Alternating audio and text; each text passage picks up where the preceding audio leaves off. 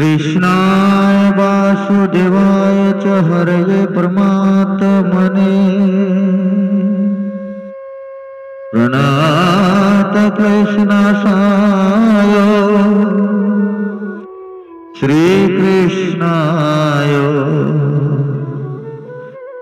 गोविन्दाय नमो नमः। हे कृष्ण करुणा सिंधु दीन बंधु जगतपते गोपेश गोपिका कांत राधा कांत नमोस्तुते। करोति वाचालं पुंगांगुलं भयते गिरिं यत्कृपातमहं वन्दे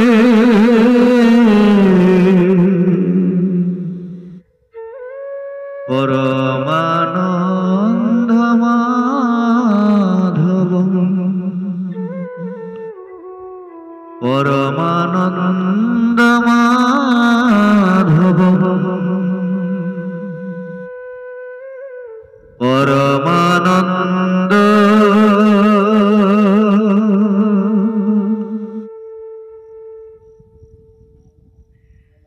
माधवम्।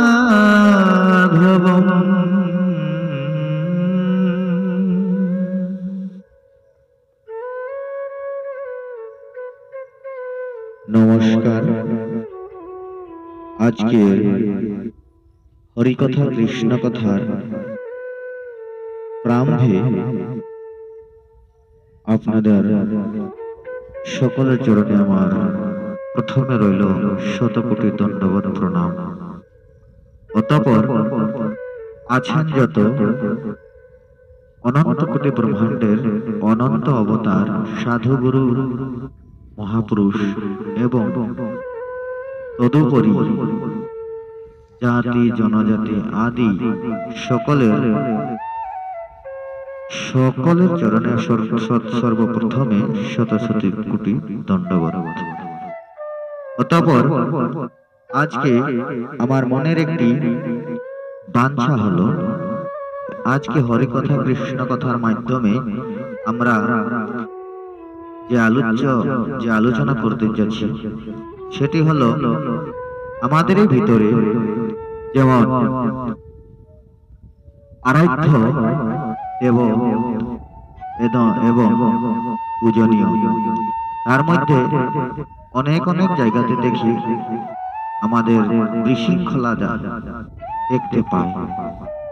তার জন্য এই হরিকথা কৃষ্ণ কথার মাধ্যমে আমি समस्त जाति जनजाति एवं जे कोनो भक्त अभक्त जारा आछेन चारि सम्प्रदाय चारि वर्ण एवं सकलेर कीर्तार्थे आमी एई हरिकथा कृष्ण कथार माध्यमे आमरा सेई आज गुच्छ कथा अमृत लहरी कथा जे आमरा आलोचना करब।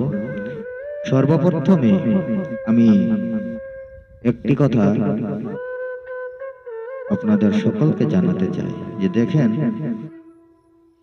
भगवान श्रीकृष्ण एकटा कथा बोलेছেন।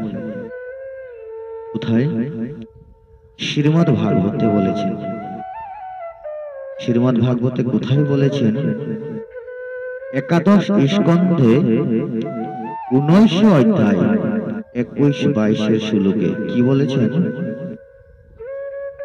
जे मे भक्तजना पार्थ न मे भक्ताश्च ते जना मद्भक्ता नांच जे भक्तान्ते मे भक्तत्तमा मता। अर्थात श्रीकृष्ण भगवान कहिलेन जे हे अर्जुन যাহারা কেবলমাত্র আমার ভক্ত, তাহারা আমার উত্তম ভক্ত নয়, কিন্তু যাহারা আমার ভক্তের ভক্ত, তাহারাই আমার শ্রেষ্ঠ ভক্ত। তারপরে আমার সেবায় আদর করা, সর্বাঙ্গ দ্বারা আমার অভিবাদন করা এবং আমার ভক্তের পূজা করিলে আমি অধিক সন্তুষ্ট হই বলিয়া আমার পূজা হইতে আমার ভক্তের পূজাকে শ্রেষ্ঠ জ্ঞানে ভক্তের পূজা করা ও সর্বজীবে আমি আছি এই রূপ জ্ঞান করা ও সমস্ত হইল আমাদের ভক্তির লক্ষণ। ইহা কথা বলেছেন লঘু ভাগবতের উত্তরখণ্ডে চতুর্থ শ্লোক ধৃতম পদ্মপুরাণ বচনে। তাই আমাদের আজকে আলোচ্য বিষয় হলো, যেটা আমরা আলোচনা করতে যাচ্ছি,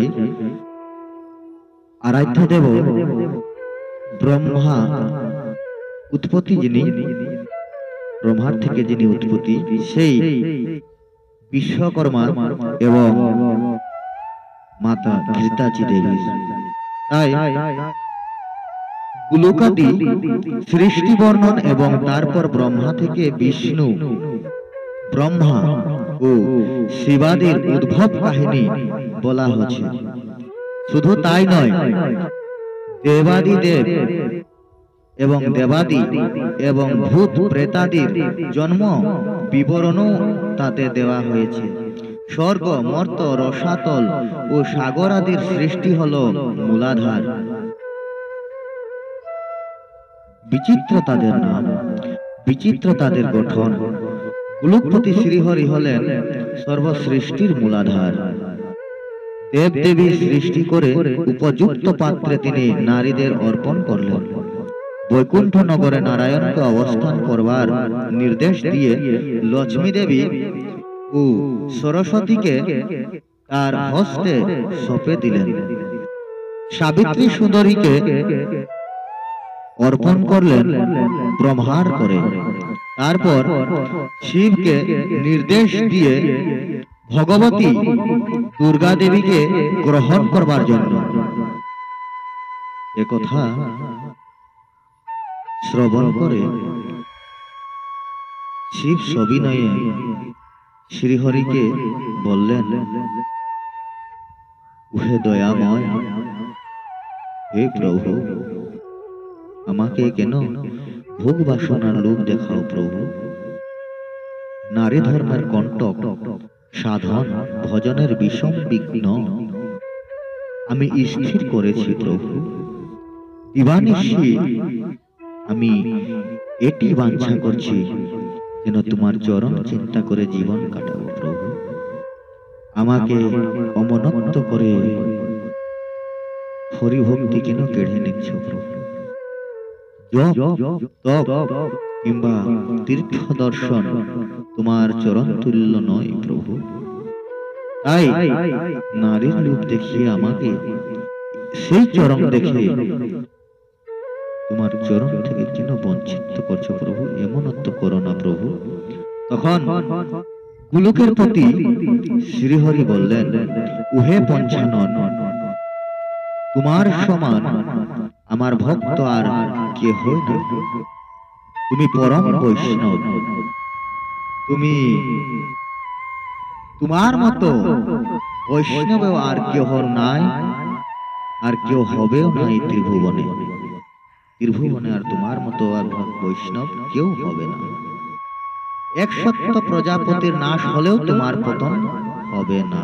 শ্রীহরি বললেন, তুমি নির্ভয়ে দুর্গাকে গ্রহণ করো, তোমার জন্যই দুর্গার সৃষ্টি হয়েছে। শ্রীহরি এইভাবে দুর্গাকে গ্রহণ করবার জন্য অঙ্গীকার মহাদেবকে আবদ্ধ করেন। তারপর ব্রহ্মাকে আদেশ দেন জীব সৃষ্টি করিবার জন্য। ব্রহ্মা সাবিত্রীর সঙ্গে বিহারে মত্ত হলেন। সাবিত্রীর গর্ভে চারি বেদ ও নানাবিধ শাস্ত্রের উদ্ভব হল। 36 রাগিনী দণ্ড, ক্ষণ, বর্ষ, মাস, তিথি প্রভৃতির উৎপত্তি হল। ব্রহ্মার নাভিপদ্ম হতে জন্মগ্রহণ করলেন বিশ্বের মহাশিল্পী সেই বিশ্বকর্মা। ব্রহ্মার মানসে 4টি পুত্রের জন্ম হয়। তাদের নাম হল সনক, সনন্দ, সনাতন ও সনত কুমার।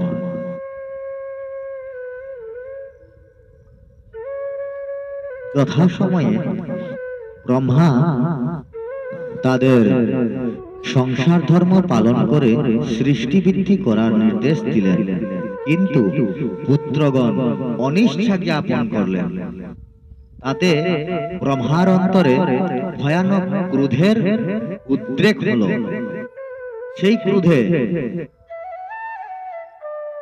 ব্রহ্মা কি করলেন, একাদশ রুদ্রের যে ক্রোধ হয়েছিল সেই ক্রোধ থেকে একাদশ রুদ্রের জন্ম হলো। তারপর ব্রহ্মা সৃষ্টি করলেন সপ্ত ঋষিকে। অতঃপর বিভিন্ন অঙ্গ থেকে, কণ্ঠদেশ থেকে জন্ম নিলেন নারদ। নারদকে ব্রহ্মা নির্দেশ দিলেন পত্নী গ্রহণ করে সংসার ধর্ম অবলম্বন করবার জন্য। নারদ অনিচ্ছা প্রকাশ করলেন,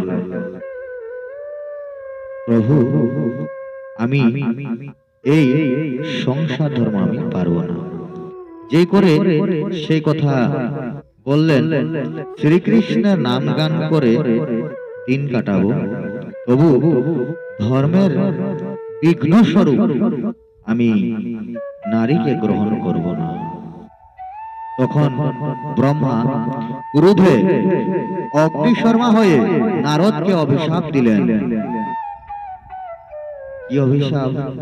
তুই গন্ধর্ব কুলে জন্মগ্রহণ করবি, তোর নাম হবে উপবর্হন।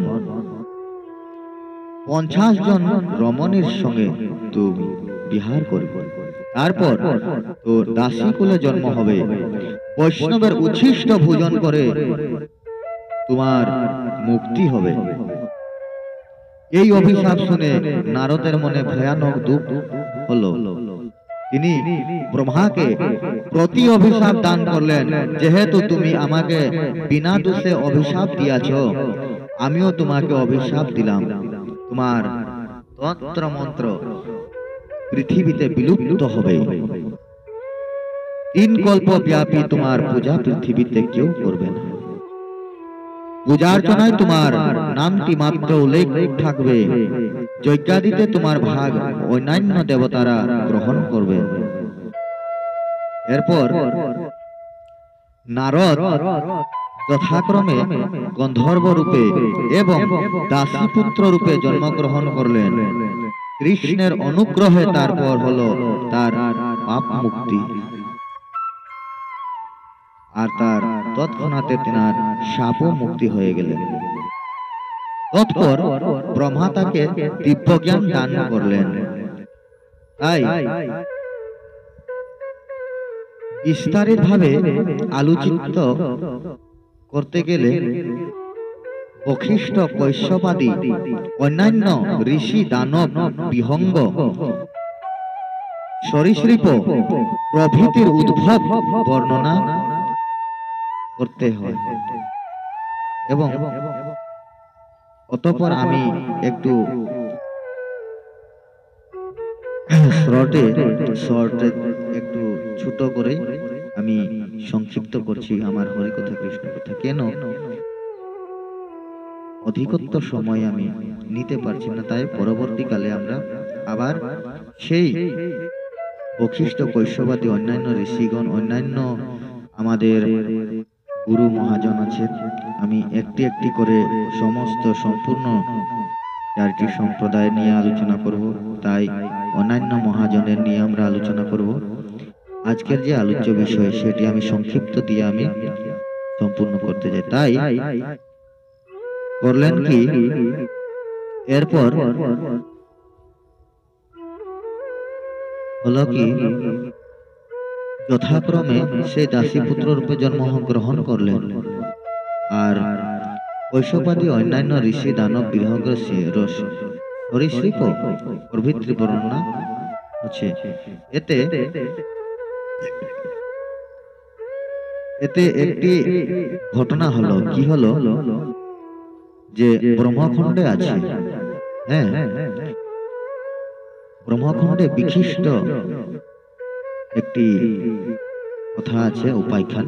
উপাখ্যানটির নাম হলেন ঘৃতাচি উপাখ্যান। স্বর্গবেশ্যা ঘৃতাচি অপরূপা সুন্দরী। বিশ্বকর্মা তাকে দর্শন করে মুগ্ধ হলেন, করলেন তার ঘৃতাচি অপরূপা সুন্দরী। মুগ্ধ হলেন পর করলেন কি, তার কাছে শৃঙ্গার প্রার্থনা করলেন, আমি তোমার কাছে শৃঙ্গার করতে চাই।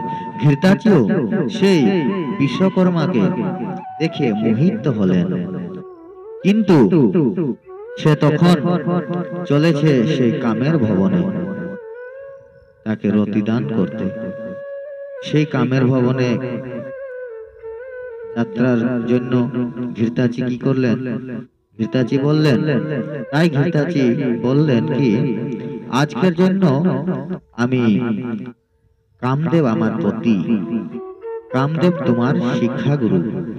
সেই কামদেব ছিলেন বিশ্বকর্মার শিক্ষাগুরু।